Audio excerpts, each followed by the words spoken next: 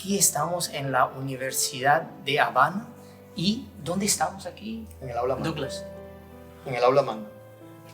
Ahora, la razón que yo le pedí a poder venir aquí y entrevistarle es por esta placa. Sí.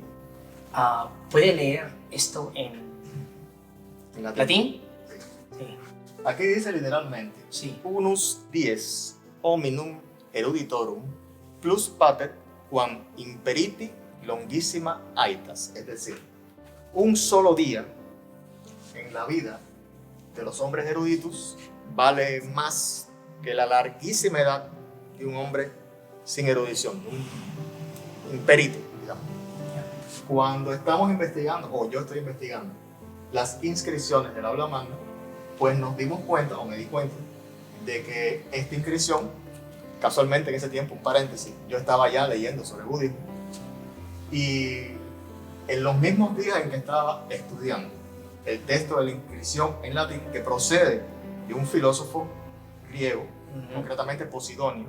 Posidonio. Sí, me percato de que la inscripción que nos ha llegado en latín por vía de Séneca, el estoico, la inscripción se relacionaba directamente con lo que estaba yo leyendo en el Dhammapada. Me di cuenta que lo que había era una condensación, digamos, una suerte de modificación conforme a la mentalidad greco-romana, pero que habían tomado la cita directamente desde el mundo budista. Y cuando lo comenté con mi tutor de tesis, ya fallecido, un extraordinario latinista, Amaury Carbón Sierra, él, digamos que concordó, y luego las demás personas del departamento, pues todo el mundo se dio cuenta que efectivamente se trataba, sin lugar a dudas, de una suerte de paráfrasis, pero que la fuente estaba aquí.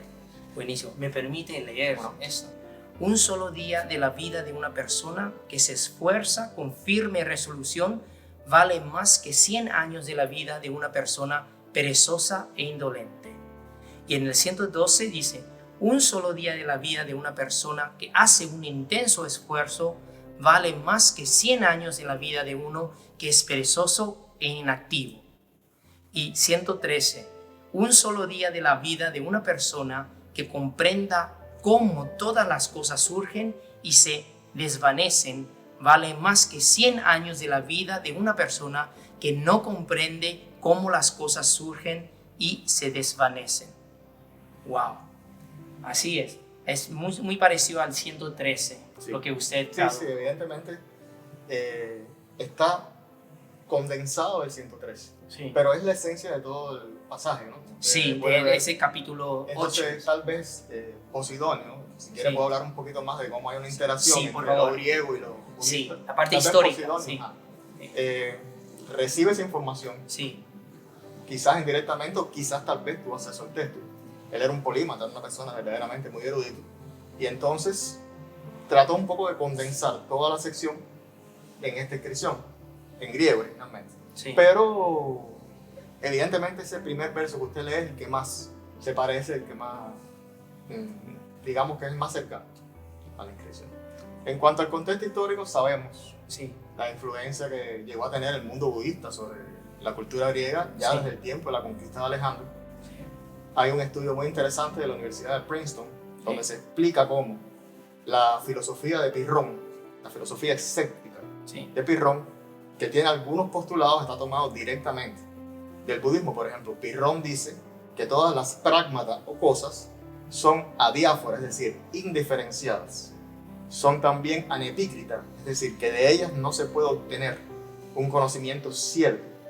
Y por último, también dice que son astadmeta, es decir, que son inestables. Esto obviamente es la adaptación griega del Tilakshana.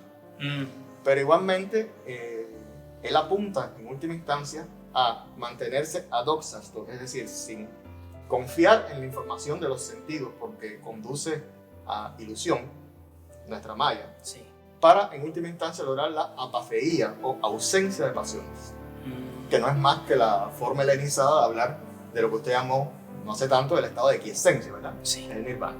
Cuando uno ve estos filósofos y luego cómo van influyendo ese pensamiento ya helenístico posteriormente en otros lugares, por ejemplo, digamos en Alejandría, donde se sabe que la obra de Plotino tiene mucha influencia de la India y evidentemente también budista, aunque un poco más del hinduismo, pero hay un dato muy curioso.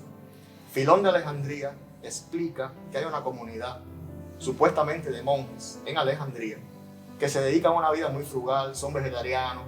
Es una descripción muy interesante, y aunque se ha dicho siempre que eran judíos, se les ha correlacionado con la secta de los esenios, pero hay otra teoría que afirma que esos individuos, los llamados terapeutas, que viene del griego terapeutes, serían en realidad budistas, y que la palabra terapeutes sería una traducción griega de Theraputra, es decir, los hijos de los antiguos, la tradición Theravada.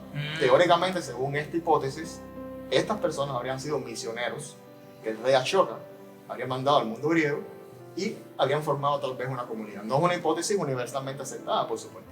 Hay más personas que asumen que se trataría de una secta judía, pero como que se muestra cómo las influencias budistas llegaron, se mantuvieron, permearon mucho la filosofía occidental, a veces de maneras que no sabemos. Y también las semillas plantadas anteriormente ahora requieren que los regamos y fertilizamos, y para que florezca y crezca. Bueno, muchas gracias, Douglas.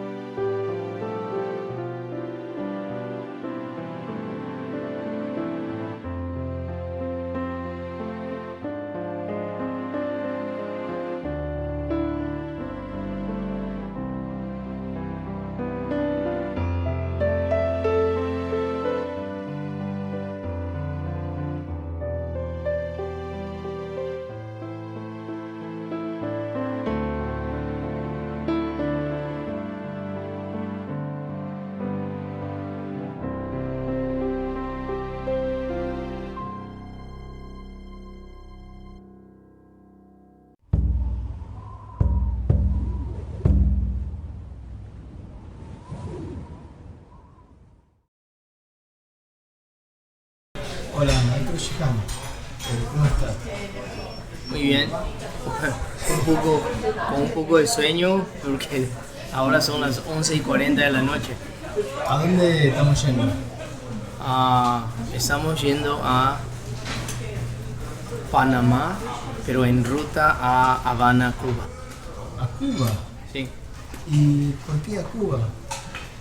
Por culpa de mi alumno Li Jian.